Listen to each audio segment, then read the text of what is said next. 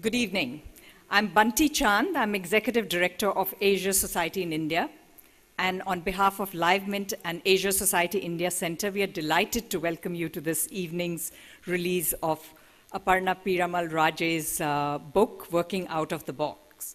Along with the release of the book, we have virtually asked business leaders to step out of the pages and join us this evening.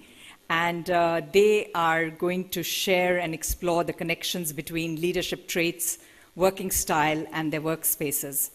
And we are privileged to have with us a stellar panel this evening.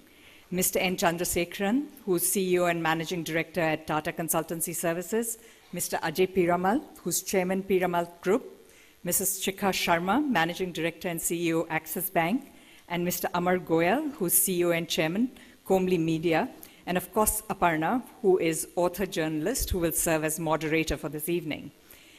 And I do get to give you a plug about the Asia Society. We are a 60-year-old organization globally and work in the areas of policy and business, arts and culture. And in India, we are 9 years old and have presented over 500 programs.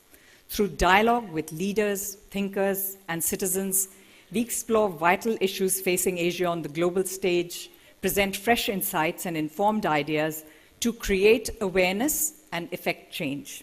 We share multiple points of view as we are an independent and non-partisan organization and hope that you, the audience, will put the new and fresh ideas from Asia Society into practice. Our conversation this evening is at the unique cusp of business leadership, art and design.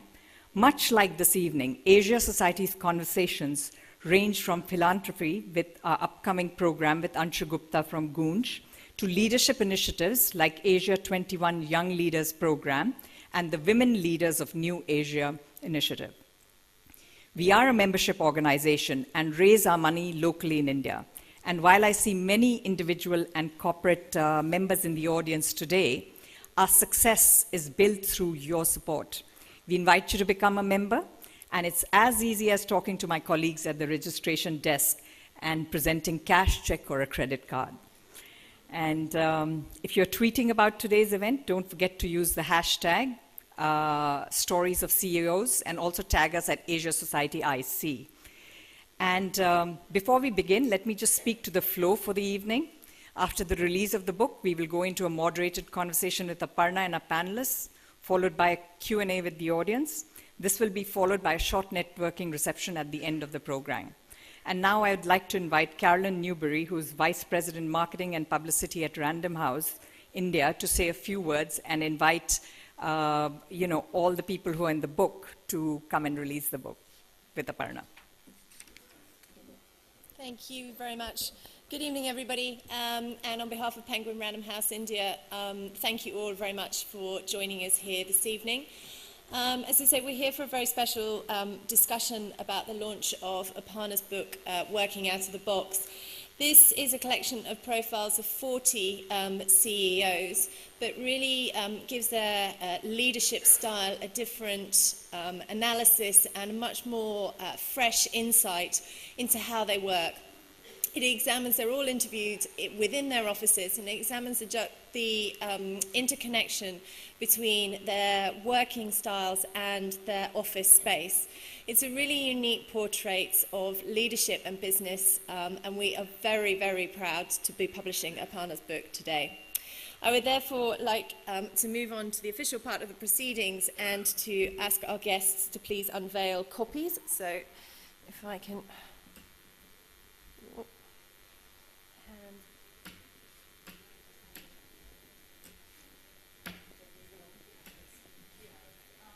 So there are other people who featured in the book, Mr. Khandelwal, Sunil and Mohit, and Meher. If you could just join us on stage also, please.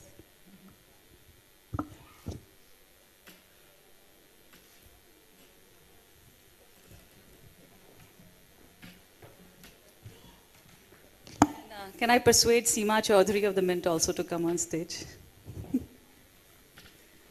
If there's anybody who's responsible for making my writing logical and readable, it's Seema Chaudhary.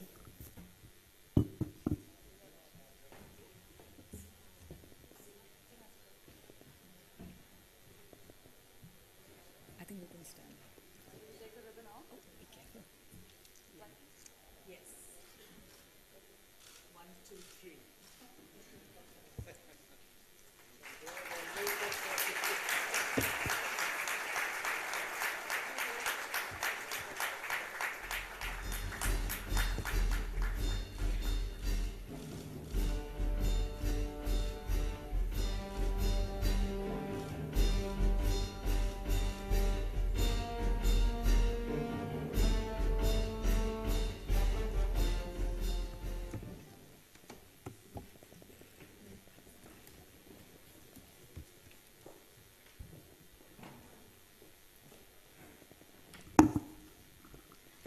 Thank you, Bunty. Thank you, Caroline. And thank you, Mint. This is all happening because of these parties working together. So it really is a huge privilege to be here. Thank you very much. Of course, to our panelists and our other CEOs, but also to everybody in the room who I think probably everybody over here was responsible for helping me get access to these CEOs' rooms and answer questions on their various industries. So I think it's really a real privilege to be in a room with so many friends, families, and supporters. Okay, so I'll just talk a little bit about the book and then we'll talk about our panelists. As Caroline and Bunty have already mentioned, it's about workspaces. And of course, we see CEOs such as our panelists, you know, from afar all the time. But when you go into their offices, you get to know how they work. And when you get to know how they work and what their work styles are, little things like, you know, how their desk is positioned or how they use technology can actually tell you about all those things that they do every day that makes them quite successful. And all those little everyday things that make them successful are actually, I found, the DNA of a lot of bigger success stories. So let me give you a couple of examples. Now, I'm going to start off describing each of our panelists, not by their designations or their companies, but by their spaces. And I'm going to ask you to guess who that person could be, okay? So the cameras are not recording you and nobody's going to hold you responsible. So all you need to do is really vote and put your hand up. So I'll read out the description and then I'll ask who it is by order and then you can put your hands up. Does that sound like it could work? Yes? Okay. First one. All directors on the senior executive floor have equal, pocket-sized, tiny cabins, just a little bit larger than the junior colleagues elsewhere in the building. All employees, regardless of stature, sit on the same ergonomic chair. Okay, so I'll just repeat it once. All directors on the senior executive floor have these tiny cabins, and all employees sit on the same chair, and the junior colleagues and the senior colleagues, there's not much difference. So no, you don't have to answer. They have to answer. You're giving away clues. Okay, so who thinks if that is Chandra's office, put your hands up. Okay, a few. If that is Ajay Piramal's office, put your hands up.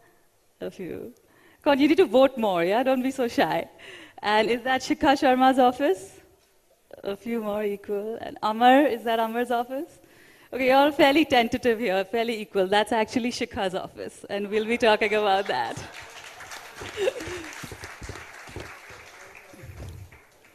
So now the next one, this is a bit easier. All our conference rooms are named after Arjun. We are disciples of Krishna, and we look at ourselves like Arjun in the battlefield. So could that be Chandra? Who thinks that's Chandra? No one. Is that Ajay Piramal? Yes. Okay, I think there's no contest. It's definitely not. Yeah, so, you know, I think his reputation precedes him. Okay, so now it's Chandra or Amar, yeah? I get about very few emails, about 40 daily. I find face-to-face meetings and structured video conference calls to be more effective. I have at least 2 or 3 video conference calls in a day. So who thinks that's Chandra? Okay, and who thinks that's Amar? A little. So that's actually Chandra, and we're going to talk about that. And finally, for Amar, it's no one has cabins. Everyone has similar-sized workstations. The walls are writable. They're made of toughened glass. And all the walls of the company's numerous meeting rooms are just filled with scribbles. Okay, so now what we'll do is we'll just ask each of our panelists why they work this way. So Chandra, first of all, no one, even though a few people put up their hands, not many people could really believe that you get 40 emails a day. When I've mentioned this to people, they say, do you have a secretary to filter them out? Or, what is this about really? First of all, I read and respond to my emails.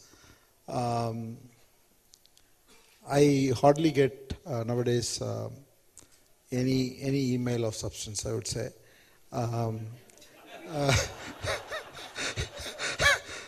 That's really true, because I think it's a couple of things. When I remember several years ago, it used to be in hundreds. Then once we restructured the company, I think all decision making went to the next level. And most of them, all of them we meet once a month. So most decisions get taken in our face-to-face meeting over 2 days. So hardly there is anything that they have to be writing big essays about or big decks about.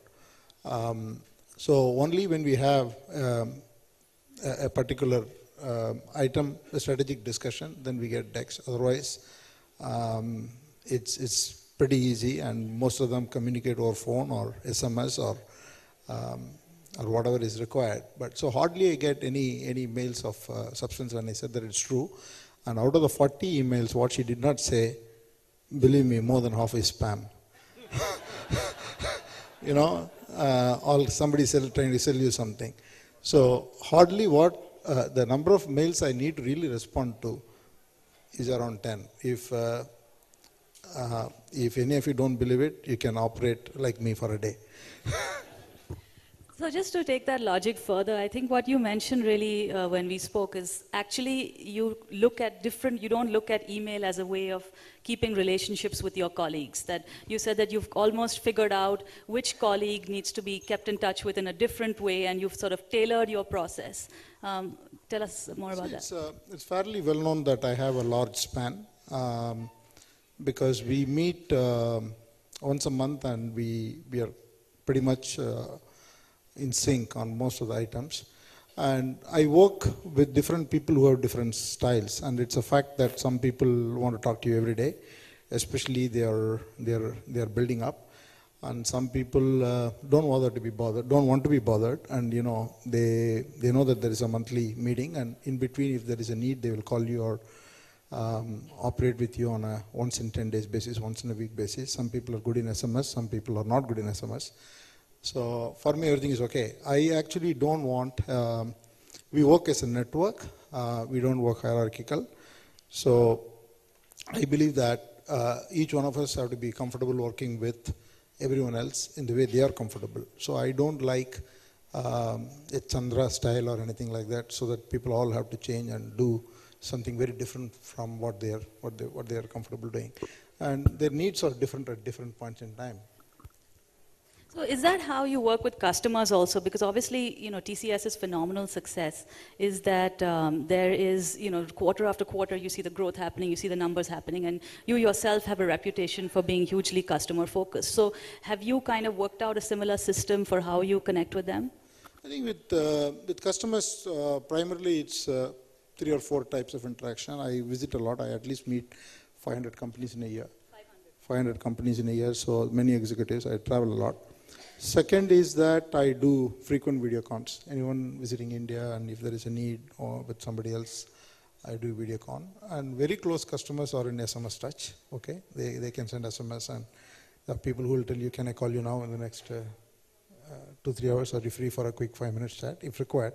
But that's foreign few. But broadly, I think it's video con or face-to-face meetings, and after the trips, you write a courtesy email or follow through. But I mean, just to let you know, I mean, what I found in the book actually was when I was contrasting different CEOs was that somebody like Chandra stays in touch with a lot of people, so does somebody like Deepak Parekh, but they have just really different ways of doing it, and really I think the message I was trying to say through the cases was that all of us, if we have to manage our personal energy, it's really to figure out that what is the technique that allows you to maximize those relationships and give people the sense of personal touch. I think many people in this audience would have got a personal call from Chandra when there was something happening and never ever felt that they were disconnected from him, despite the fact that he only gets 40 emails a day. So That was part of it. But also actually just on the email subject, I think when I met Kumar Birla also, he said that if he gets an email from somebody who he thinks is, the email is not intended, he shouldn't be paying attention to that particular subject or he shouldn't be marked on it.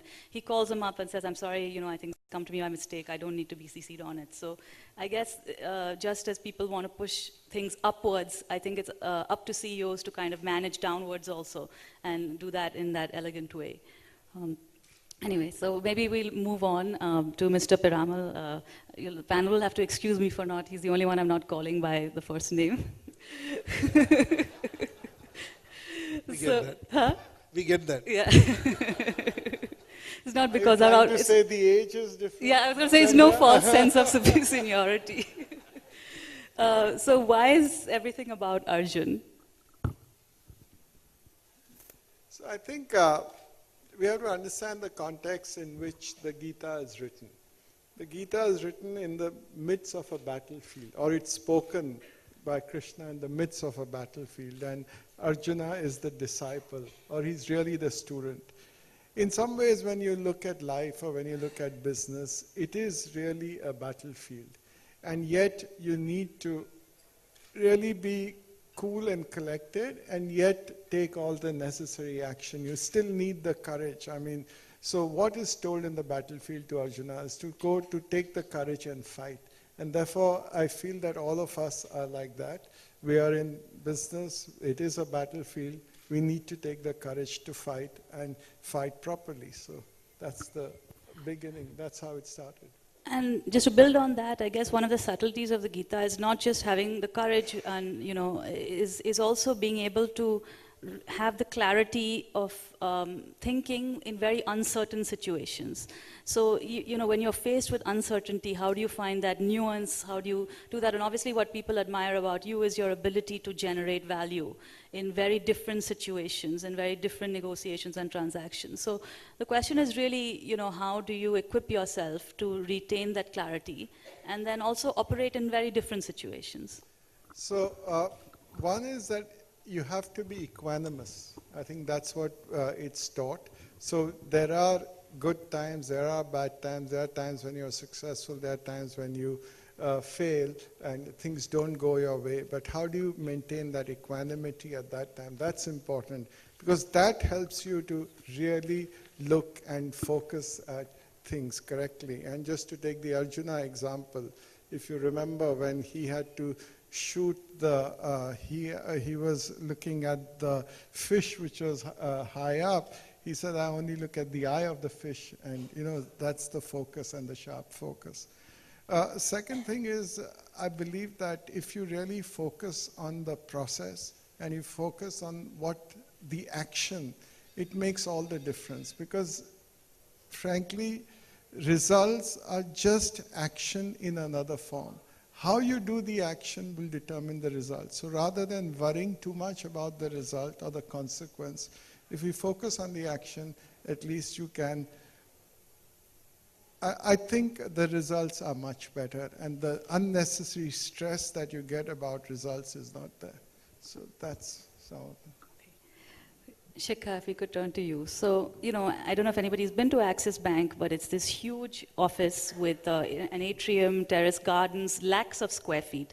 And if I speak to the architect who designed Shikha's office, she said her brief was, I want the smallest possible office that I can be productive of. It's 10 by 12 feet. And I want everyone else to have something very similar. And all that freed up space was really given to the employees and for collaboration. So, can you tell us why you were thinking, what was Axis going through at the time, and what message were you trying to really get across to your colleagues through this decision that you took? So, Aparna, there were two things. One was the branding of the bank as you walk into the organization, and two, the culture, the work culture that we wanted to inculcate. So, as a bank, we wanted people who walked into the bank to recognize that we were one solid and strong, and therefore the tall open atrium actually is intended to give that message of solidity. But also to say that, we are a combination of old world, new world, technology and touch. So if you've seen our office, we have that huge digital screen which talks about the hard stuff of what Access is, product, strategy, milestones, all of that. And right opposite that, we have antique statue of 3 old friends chatting together. And once you walk into the lobby, then you have the visuals of Access Foundation and the work it does and the people it benefits. So the intent of that whole thing is to convey something which has scale, solidity, but is built on warmth and relationships. And that was the brief to the architect. But as you walk into the bank, that's the lasting impression you should walk out with. And then when you come to the workspaces, it was pretty soon after I joined Axis Bank, and my working style has always been the fundamental belief that the world is complex today, and no one person, however smart, is going to have the right answers. And therefore, the more minds you can put together to find a solution, the better the solution is going to be. So it's very important to create an open, flat organization which encourages respectful challenge.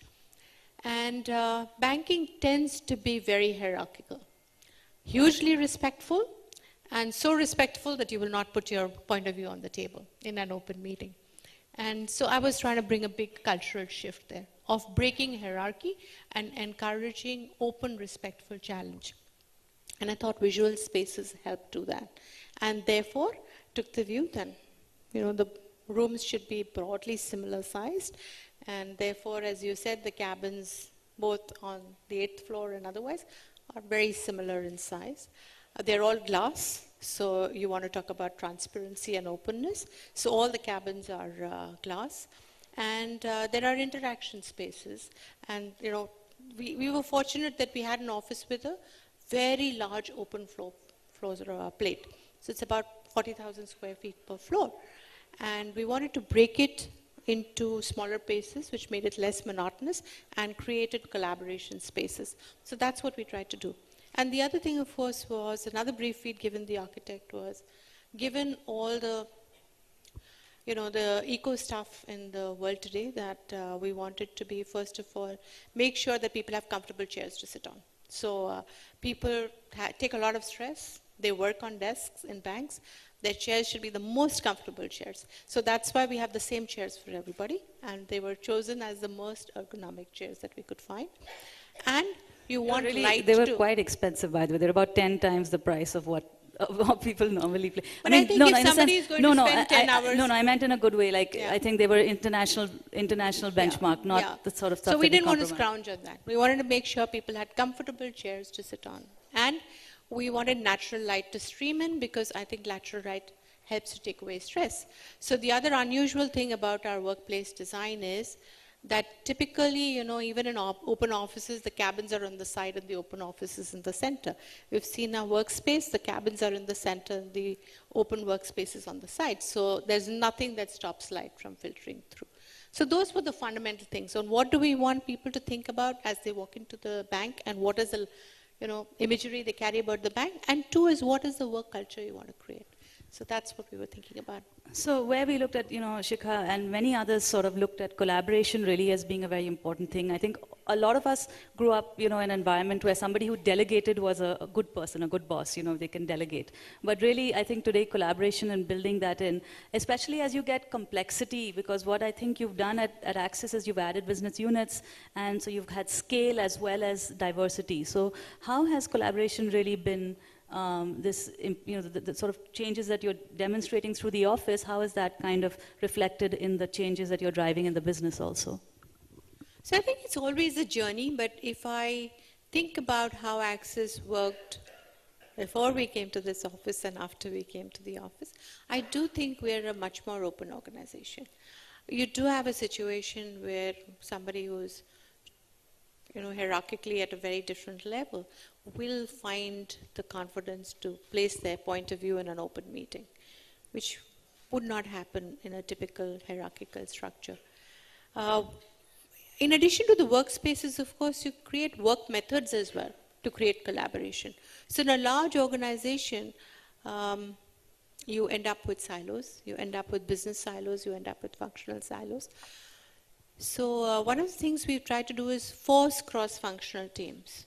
where you force people from different teams, irrespective of hierarchy, and sometimes, a mid-level guy in that team, maybe the team leader, somebody, sometimes a junior guy. But so you kind of try and break the symbol of hierarchy from what's the most important thing in that project and force people to work together. So we've tried to do that in addition to the workspaces themselves. So Amar, I mean, for you, this is the other extreme where everybody has, nobody has a cabin. You're a global startup from day one doing a product business. Amar has co-founded a couple of companies, the product and technology and service businesses, and out of various parts of the world, but based out of India. So what has been your experience as what is important when you're doing a global startup out of India?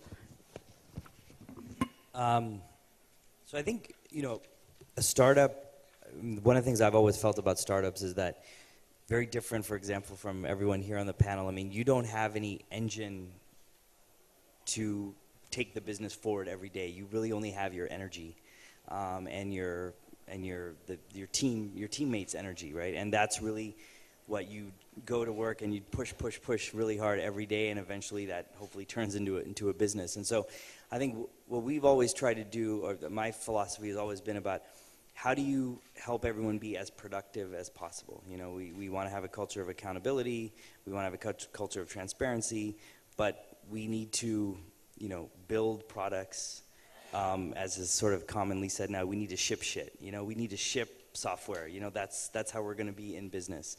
And so really it's about how do you strip away everything? Like as you get larger, as you get super profitable, you have the ability to withstand politics and all those kinds of things. I mean, it's almost funny, I think as a startup, you aspire to be so profitable that you can have all the politics that big companies have, but you can't have that when you're a small company, it just will kill you. And so you really need to strip away all the noise, all the things that make people less productive. And so, we've always tried to make an environment that is very functional in a way. I mean, I don't have an office, I sit in a cube that's the same as a fresher, basically. I mean, okay, my cube's probably a little bit bigger, but it's really, there's really not much difference. And I take my laptop or my iPad and I move to a conference room, or I go to a different office, and my personal feeling is I just want to plug in. I need internet, I need access to the printer, and that's kind of what we want everyone to be able to do to function. And so, we try to set up the tools that allow people to function in a more global environment. I mean, one company, Komli, that helped start, we have about 12 offices across India and Southeast Asia. And then the other company, Pamatic, has about 10 offices really spread kind of around the world. And so you're really just trying to provide the tools, the software tools, et cetera, that allow people to be, more productive. And did you find any discernible difference between being in India and being anywhere else in the world? Well, I think it's changed a lot. I mean, we've my family, my wife and I, we've been in India about 9 years. I was originally born and grew up in the U.S. So I feel like I'm able to be a lot more productive today. I think in 2006-07, when we moved here, I felt that there was a productivity tax to being in India. I felt a little bit like building a global startup. Being in India was like one hand tied behind your back sometimes. So I've been in tears with my wife before saying, I just want to send this email. But, internet wouldn't connect, or, something like that. But that's obviously changing, and it's changed, pretty dramatically. But I think that also where you look at so much growth is coming from in the world is Asia, right? Is India, is China, is Southeast Asia, all these markets. And I think we are, I don't know that I would say that we're really leading the world in mobile, but I would say that we're definitely up there. I think clearly in the PC generation we've been laggards, but I think in mobile there are a lot of interesting things happening, and I think that it's very possible that we will start to innovate for the world. I mean, certainly look at low-cost mobile phones as a simple example. Yeah, Chandra's smiling because digital is very important to him also. Just one more question for you, Amar. Recently there was a New York Times story on Amazon, which I think many people might have seen, just talked about really what a brutal culture it was, and grown men crying at their desk. and people who had really bad personal accidents, etc., had to come back to work immediately. And now, just from your experience, you've also invested a lot in technology, and I'll be asking Chandra for your opinion also on this. But is this just really a one-off with Amazon, or is it the retail culture, or is it the technology business? What is really going on at a company that a lot of people look up to? Yeah, I've read that article too. I mean, I've never worked at Amazon. I have a lot of friends that work there, but I mean, I'm sort of conjecturing here a little bit. I don't have a big fact base, but I mean, the sense I get is that Amazon is a very hard-charging workplace. I think that the truth is probably somewhere in the middle. It seems hard to believe to me that all those things in the story being actual ways that the Amazon culture works. There are always bad managers and bad apples and people who do horrible things, and I'm sure those exist in every company and would appall everybody, when they see that, or they should appall everybody. But I mean, I do think it's a very hard-charging place, and so I think that they do push people. But I mean, I think there are many companies where the companies push people, but people also push people. They push themselves. I mean, they sleep under the desk. They work hard. I mean, I have myself worked many overnights, pulled all-nighters, and I'm sure that many people have. And so, that's really something that you're internally doing to yourself. But I think you hit on one point, which is, I think Amazon is an interesting company in that it's got several cultures in one, right? So it's got a retail business which has hundreds of warehouses around the world and employees in those warehouses who are, it's really a factory-driven business. And then they have a sort of white-collar, culture of software developers and creative, and let's invent the Kindle, and let's invent the Amazon Fire phone, and things like that, right? And so I think those two cultures are very different, and I think it is hard to manage in one company. I mean, I'd started an e-commerce company when I was in college, actually, a long time ago. And we also had that, I mean, obviously not at the scale of Amazon, but we had a culture, that those two cultures mixing together. I'm sure Flipkart, I mean, I just read some article that they were saying they have 33,000 employees. I mean, probably a few thousand of their employees are the engineers that everyone talks about. But 20,000, 30,000 people are delivery boys and in the warehouses shipping stuff. And I think that is a different kind of business culture probably required to nurture that talent or to operate that business in the metrics that you want to track versus a much more creative, kind of unstructured kind of business arena. Chandra, how do you feel about that? Because your business, at one point, people think of it as just headcount related, but obviously one of the things you've been able to do is to take it beyond that. And in the last 5 years, it's been disproportionate growth, and you're getting into more value added. So I think it's very hard to comment about Amazon because one hasn't been there. But in general, I think there are two things that are important. One is the company culture. Second one is the people culture. I mean, at the end of the day, the company culture has to... Sorry, you distinguish between company culture and people culture. The reason I'm saying that is the company culture is one that you want to embed in the DNA of the people, whether it's respect for individual, openness, transparency, speak up. There are many attributes you would like to see without which you really cannot make progress. I mean, in a command and control mode, you cannot make progress. So it's very hard to imagine our place in today's world, especially in our industry, where you don't have the culture of all the things I talked about. And the other thing is that people work for people. If you're a bad manager, people don't want to work for you. I mean, that's because there are options. In our industry especially, I mean, there are many opportunities for people. So I think you've got to make sure that the DNA is pretty strong, which promotes respecting the individual, which promotes the speak up, transparency, participative, collective leadership. All the things, you can go on and on, but the fundamental trait is that. So one question for all my panelists is, when did you figure out that this leadership style was working for you? So, it's very nice to be in that position where you are, and you've had that success and it's worked for you, but was there a point along the way that you said, okay, this worked for me, I need to be doing more of this?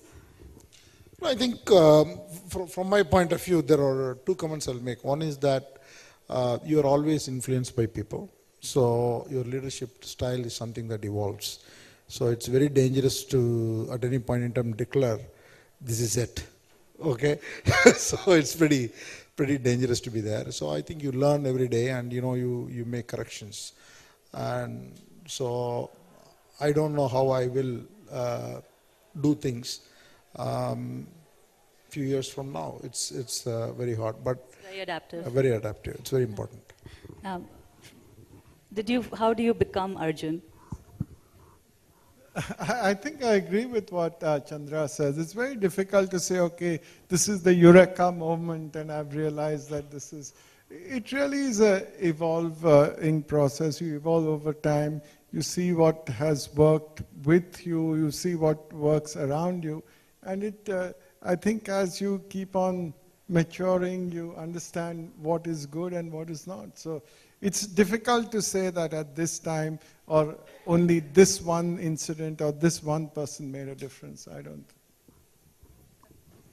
So, yeah, I think I agree with Chandra and Ajay both that leadership styles evolve, your skills as a leader evolve as you go through more experiences. But for me, since you asked for a defining moment, there was a defining moment in terms of two roads that I could have taken on leadership style. And, I've always been someone who's emotional and whose face is very easy to read. And everybody who works for you thinks you're very tough to work with, though. Yes, that too. So I am supposed to be a tough manager, but I think people will say that I'm easy to read. So what you see is what you get. And one of the feedback I was given as a middle-level manager was that I was far too transparent, and that if I wanted to go places, I needed to be able to hide my emotion. And that bothered me a lot. It stayed with me for a few months, and I made a conscious choice. So that's too core to me. I don't want to change it. And if I try to change it, then I'm not going to be effective. Because if it's something that's very core to me, I will not change it because the workplace demands something else, and I will take the consequences of it. So I chose to stay emotional. I chose to stay transparent and not try to change that, but learn to handle my emotion better. So be transparent, but be in control. Like somebody told me, it's okay if you decided that you want to be emotional, just be sure, is the emotion controlling you or are you controlling the emotion? So that balance, I think I got somewhere along the road. Maybe just to add one thing. I mean, I definitely think that your leadership style keeps evolving, but I think the principles are pretty core, maybe building on what Shikha's saying. I mean, I think that things like honesty, accountability, transparency, whatever is important to how you believe you should lead. I mean, I think it has to be authentic, and I think it is hard to change those principles. But I think the tactics that you use definitely change, over time. I mean, I think generally it feels like the workplace has gotten a lot less formal, over the last 20. Well, I've only been in it 20 years, but 20 years maybe it seems longer too than that. But anyways, that's I think more of just a trend. Okay, everyone's agreeing too much. That was the easy question. Okay, so the tougher question really is, have there been times when it hasn't worked for you? And the reason I ask this actually is because I get a lot of feedback from people who say, look, we really want to hear from people, from leaders, when they have been times when things haven't worked out for them and how they've managed it. And actually they get a lot of lessons from that. So for example, Chandra, has there been a time when you felt that just because of the way you're working in this way, like you felt disconnected from the organization perhaps, or there was you're being maybe too process oriented. Was there any, could just reflect on that? I think you can't say that your style doesn't work. You have ups and downs. It's not that you have always success.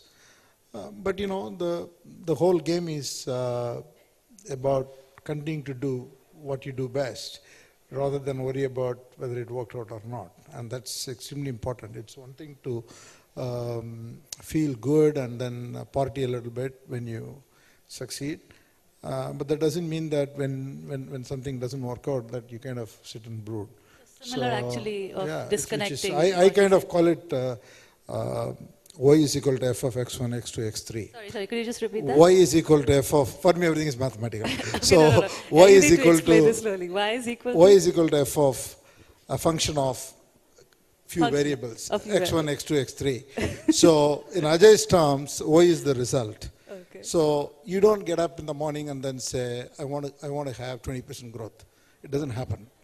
So it's like getting fit. Okay, you can't just say that I've got to get fit or reduce 10 kilos. It doesn't work that way. So you've got to drive your X's, the variables. It's exactly what Ajay said it differently. And so you've got to know what are the X's you've got to drive for an outcome. And you can't have too many X's. So we kind of fix, these are the 2 or 3 things we want to drive. And then you keep working on it. That's interesting you're saying, so you can't have too many X's. So X's, yeah. how do you decide what those X's are? I think it's just the top 3, probably, most of the time. If you cannot contain it in 3, I mean, it's then you're going after the wrong thing. See, one more point I wanted to say. I think I talked about evolving, you know. I was always a man in hurry, actually. I mean, Ram can vouch for that. And, you know, Ram has said many times, calm down a little bit. So I used to always want to get things done faster, and I'm always in a hurry. But I tell you, without losing the intensity, I think I have become a lot more observant of it took up running. I cannot overemphasize the extent of benefit I have got in my listening skills, in my ability to sit through. Sometimes you got to sit through a boring presentation, okay? And it's very hard for me. In the beginning, the second minute I'll be out of it. But, you know, I've gotten better in those things. And, you know, so you evolve because of various things. It's just not the work that work influences you. There are many things that have an influencing role. Sometimes an incident with your kid, sometimes an incident with your customer. Many things can play a role. For me, running was very important. Yeah. Actually, they were I think some of the most inspirational CEOs in the series that I found were the ones who were fitter in their 50s than their 40s. You know, and even fitter and continue to do that in their 80s and 90s. So I think it's a very positive message. Anyone else want to talk about a time when something didn't work out for them and how they handled it? So, you know, we in our group, we talk a lot about values and how we need to practice our values. Our values are really knowledge, action, and care. But in that, one of the values is humility, which we say is very important. Because we believe that humility means the ability to listen, the ability to respect another opinion, and to find that everybody around you in some subject or the other knows more. But I think sometimes you also get arrogant. And that's where I found that we've not been successful. So everybody thinks that in terms of M&A, we're very good. And we seem to get the best value. But I have known, I mean, I can clearly in front of me see 1 or 2 cases where we missed out because of arrogance rather than being humble. Because we said, no, we are the best and we should get it. Or other times when we made a wrong acquisition only because, you know, again, we are the best. So I think if we had stuck to essentially what our values talked about, humility, then we wouldn't have made these mistakes. So one does make mistakes, and at least now we've realized that we made it a while later.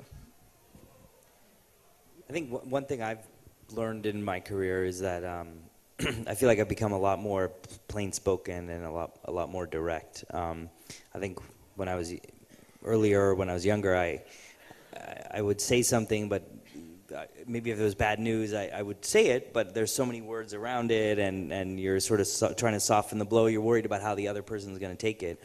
I remember being in a meeting one time where I just taken over a group I used to work at Microsoft. And so somebody who was new on my team, but the prior manager had decided that she wanted to let this person go. So I sat in this meeting, and she basically told this person that, you know, you're not performing, and we're going to put you on a performance plan. But there were so many words around how she said it, and there were so many words around how I said it, that after the meeting, we walked out, and he basically had heard something totally different. He had kind of heard that you need to improve in these few areas, but everything else is fine, you know? And I was like, we were both in the same meeting. How did you hear that? And how did I think we were saying one thing? So it really kind of came home to me that, I think you need to be direct to people. I mean, not rude, obviously, but you need to be, I think, make sure that the message comes across nicely, certainly if it's a tough message. But I think that that's something I've gotten more and more. And now people tell me I'm getting too direct, but, So I want to actually just build a little bit on what Chandra said about not dealing with too many X's. So in trying to bring about organizational change, one of the things that I've learned is that it's very important to pace the change correctly. So you may broadly have a design of you're going from here to there. But if you try and change too much too quickly in a large organization, you will end up creating massive chaos.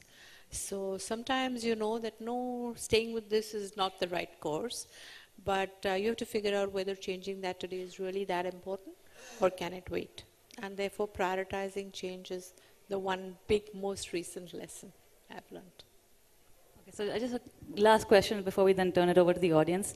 To my three more senior panelists, one question I've always wondered is how do you really know what's going on in your business? What are, you have mechanisms, you have structures, you have people, you have processes, but how do you really get a sense of this is, I know what's going on? Because these are very large companies, a lot of people, diversified geographies. See, obviously we have a lot of systems, processes, reviews, etc. But fundamentally, I am very, very connected. I'm extremely connected with my team.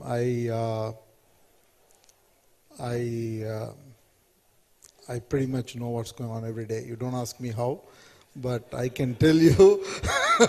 I can tell you. I have a case study of how Chandra keeps totally on top of stuff. No, as a customer, we were working on a project, and before I knew that there was a problem with the project, I got a call from Chandra saying, I'm sorry there's this bug on this project, but don't worry, I'm on top of it, it's going to get fixed. So I was telling him that you have thousands of clients across the globe. How do you keep track of one little project? So I'm pretty informally connected, and that makes it sound like you spy on people, Chandra. No, as I said, for me, I think people will talk about workspace. I think, to me, just me and my gadgets is the workspace.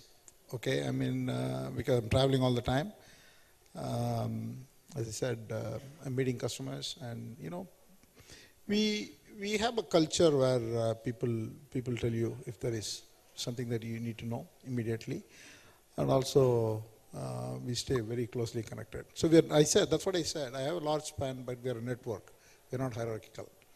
So we are a network. I think we will do very well in the world of blockchain. I think who needs CIA when you have TCS?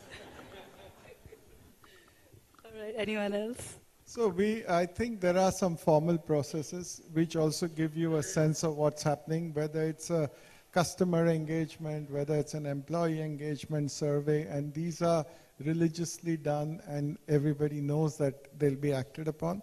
But more important is as you move around, you talk to people informally, you can catch them in the corridor, in the lifts, and besides the formal process, it's that. And I think people must also realize that there is a culture where if they are saying something, it is heard and it's not looked upon as criticism. And also very often, if you know people over a time, I think you can just watch them, understand their body language and the way they talk, and that itself is good enough. So just meeting different people and being in touch, besides the formal process, I think that's what makes the difference.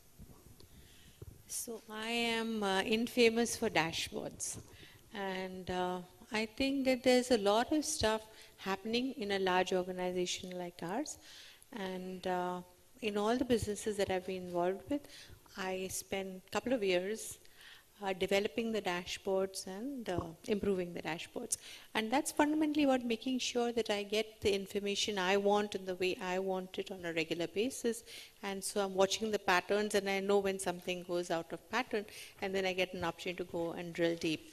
So yes, I use dashboards a lot in figuring out what's happening. And then if 80-90% of what I need to know is there on dashboards, then the rest is through interactions, talking to people informally. That gives me the depth. So there's a width I get on the dashboards and there's a depth I get through the interactions. Thank you. Okay, so you're not going to go scot-free since the audience had a quiz, even you have one. Okay, yeah. So I'm going to have this kind of rapid fire round where I'm going to read out a statement and give you a choice of two people who could have said that, and you have to just tell me who said it quickly, okay? We'll see whoever says it first, like there's no, yeah. Okay. So the bank of the future must have 3 human qualities: prudence, simplicity in services and products, and humility. Bankers genuinely believe they are masters of the universe when they are actually in the business of serving customers. Is that Deepak Parekh or Uday Kotak? Uday Kotak. Uday. Yeah, right. Good. Motorcycles are a form. No, it'll come back. It's We fine. know who it is. No, it's written, sorry, it's either Rajiv Bajaj or Anup Prakash of Harley Davidson, but the line is, motorcycles are a form of self-expression. We fulfill dreams of personal freedom. Is that? Rajiv.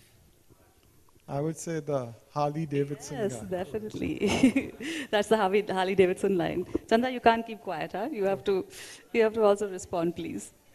Okay, I am always working 24/7. It normally takes me 30 seconds to reply to an email. I clear it as it comes. Is that Shantanu Khosla, a former PNG, or Rajan Anandan of Google? Rajan Anandan? No, it's Shantanu Khosla. See, now, this is the whole purpose of this exercise, to see that the book is for CEOs as much as it for the rest of us, you know? And of course, to say that I have a long flight. I'll finish reading it by tomorrow. very good. Then I'll give you a 100-question quiz after that. So, and also, of course, to say that Mint readers are, of course, truly leaders. So, anyway, now, meetings are the death of speed. Is that Rajan Anandan of Google or Mukesh Bansal of Myntra.com? Mukesh. No, it's Rajan Anandan. It's a classic You one. went quick after this. Okay, last one. I'm sure you'll get this. This is more familiar. There are about 100 high potential people on my radar. I would be intensely involved with which assignment they would go to next, what skill gaps they would require to fill in order to take on that larger profit and loss head of business kind of role. Is that Kumar Mangalam Birla or Anand Mahindra? Kumar. Yes. Yeah. Anyway, so thank you, not bad. Thank you very much for playing along. So we'd like to turn it over to the audience. We have a question at the back.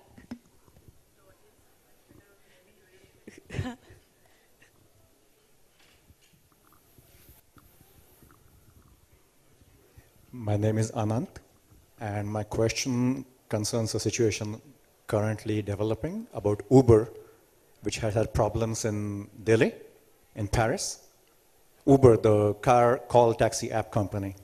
So, and Silicon Valley, it's a American company, and having lived in all 3 countries, I can identify some things. But I'm curious, have they been working out of the box correctly? Is there a problem that would have occurred if they were working within the box? Would somebody have picked up that problem earlier and taken care of it before it developed?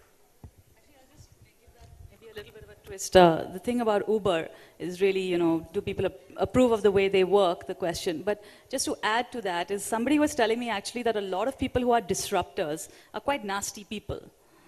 And because they disrupt industries. This was a quote that somebody made. I mean, do you think that companies like Uber really are sort of playing within the rules? Should they be playing within the rules when they're trying to disrupt their industries?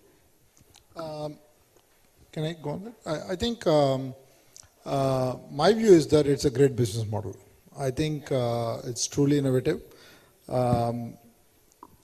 See, there is a new type of industries that's going to come, which is going to squeeze out anything that's idle, okay? And Uber is one of them, but you're going to see that Airbnb is another, and you're going to see quite a few of those companies. Any resource that's idling, which is not put to use, any asset that's not put to use is going to be squeezed out. And I don't know how you define what is rules and so on. Whenever there is a business model disruption like Uber happens, there will always be questions like this, but you got to put the boundary. If there is something that that needs to be addressed in terms of rules, and that's to be debated and addressed. But it's a great business model, great innovation, and I think they will succeed big way. I think so. Uber is. I think it's really utilizing unutilized capacity in the system. So in some ways, you're making the whole world much more productive. And you look at it that every constituent of every stakeholder in Uber is actually better off. The customer is generally better off because you get at a much lower price and a very good service, better than what if you had your own car. I think probably the cost of keeping a car, at least I know my car, how much it runs, it'll be 95% less if I just used Uber. So that's one. I think the drivers who are using Uber, I'm told they make much more money than if they ran a taxi or they drove. And it's using unutilized capacity in the system. So every way it's a very, very efficient way. And as Chandra said, Airbnb is another one. I was just seeing a number. Intercontinental Hotel started in 1946. It has 750,000 rooms and market cap of $5.5 billion. Airbnb started in 2008, 1.5 million rooms today, growing at almost 50% customers year on, and its market cap is 25 billion. So I mean, this is where it is. Marriott is 24 billion. Airbnb has crossed Marriott. Yes. Marriott is 24 billion. Exactly. I disagree to a certain extent. I mean, I think Uber is a great business model and it's an incredibly aggressive company, but I think that the way they're doing it is wrong. I mean, I think in almost every city they're in, they're breaking the law. I mean, there are taxi drivers around the world who've spent hundreds of thousands of dollars or euros or lakhs of rupees to acquire a taxi medallion. And Uber is just saying, hey, it doesn't matter. We're just going to put people on the road, and that taxi medallion is useless. It would be like if you had a bank, and somebody else just opened up a bank and said, I don't need to be regulated by the RBI. I can do whatever I want. I'll take deposits, etc., and break all the regulation, which I think we would all say is wrong. So I don't see how Uber's any different. But the point here is not that all the regulations are correct and some more changes have to be made. Okay, that's something to be debated. The limited point I'm making is that as a business model, I agree with that. innovative. It's a great business model, absolutely. I just think the way they're going about it is.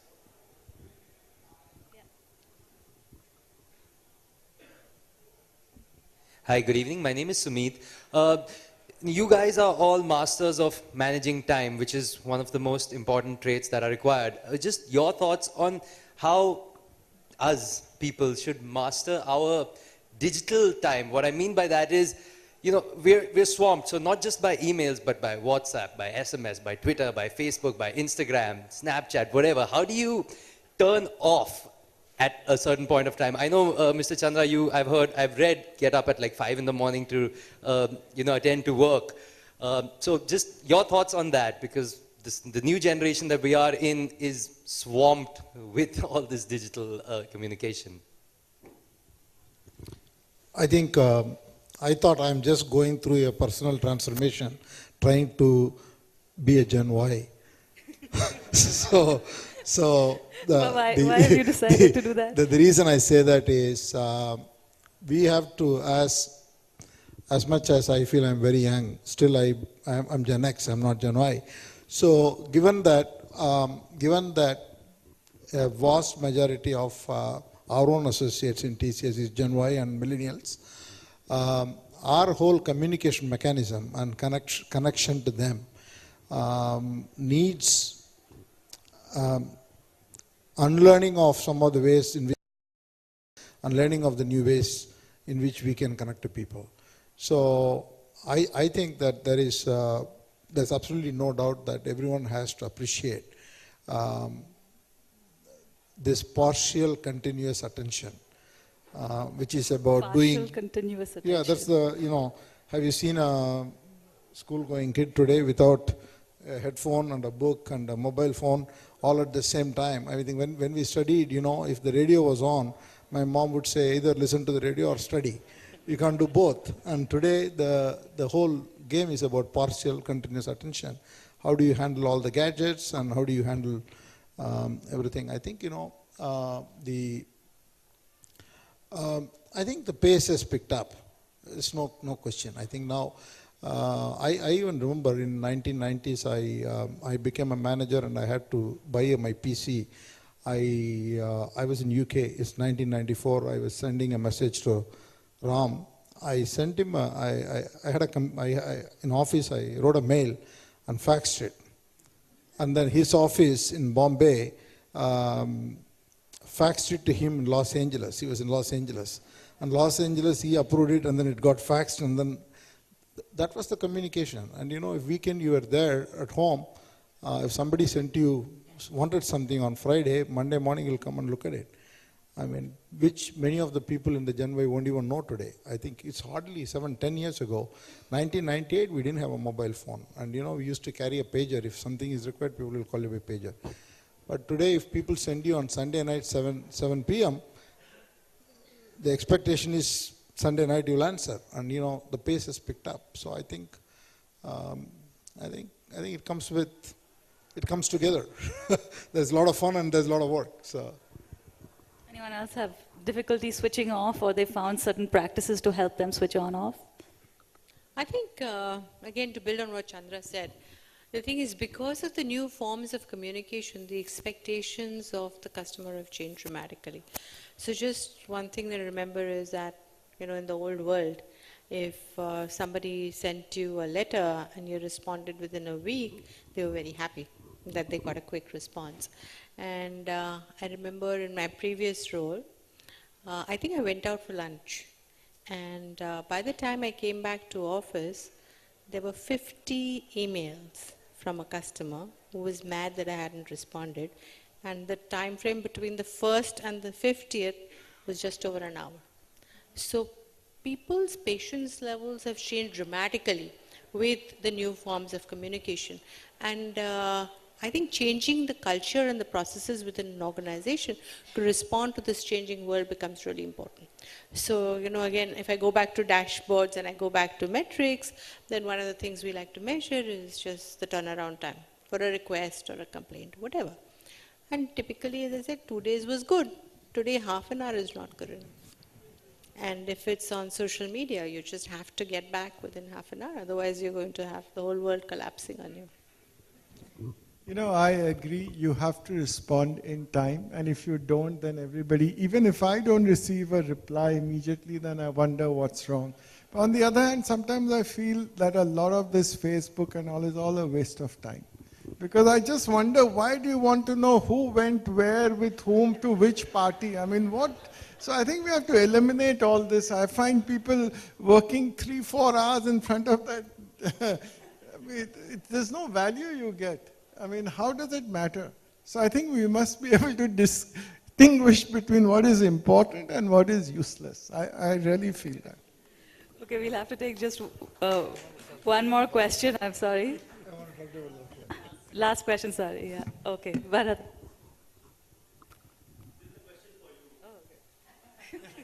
Thank you. I should have asked somebody else to ask a question. You have rightly said that the qualities under which you have classified leadership, the 15, I think it is not exhaustive or exclusive. But how many times you found that the subject of the study disagreed with you? That's the first question.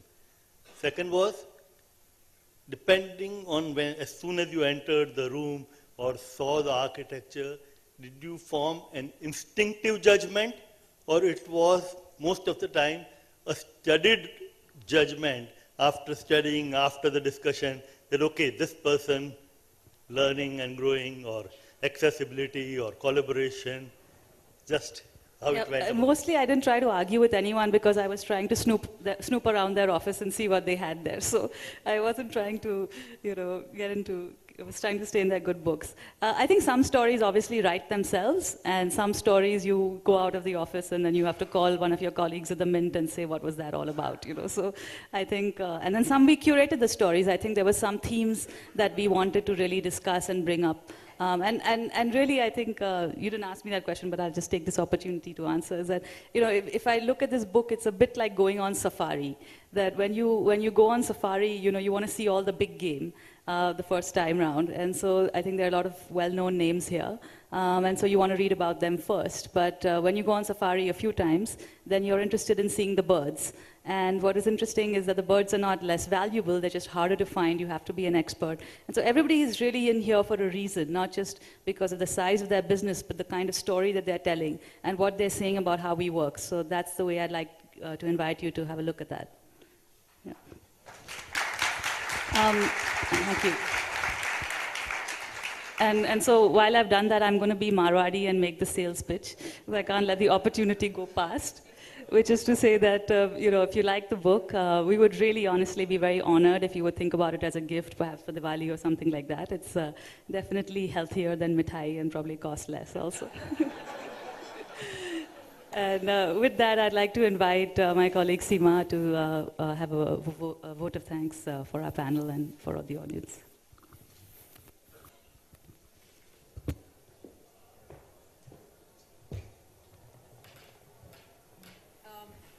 The column really started, I think we had a conversation in my garden, and I had just taken over the section, and I told her, you know, I want something to do with all the big people, and let's talk about what they do at their workplace. And Aparna was like, I'm a design person, what do I go and ask them? So we talked, and, you know, we started with a few sort of ideas. And somewhere along the line, she took over. You know, she just wanted to do many more things. I remember in the middle, we had a couple of arguments where I said, you know, but this is the design column. I want to know what these guys are doing in their office. Why is their office looking like that? And she said, you know, it's not just about office anymore for me. It's also about their management. It's also about how they do things the way they do. And I think we evolved. 5 years is a long time. It's almost half a marriage now. And we've sort of enjoyed and fought and made up. And definitely the longest boss I've had, and probably the longest employer also. So it's been a journey, and I hope we continue for another 5 years, and we see you all again 5 years down the line with another book. We'd like to thank Asia Society. We'd like to thank Four Seasons and all our panelists and having this absolutely amazing, wonderful conversation. I hope you all enjoyed it, and I hope you all get a chance to read the book. Thank you so much.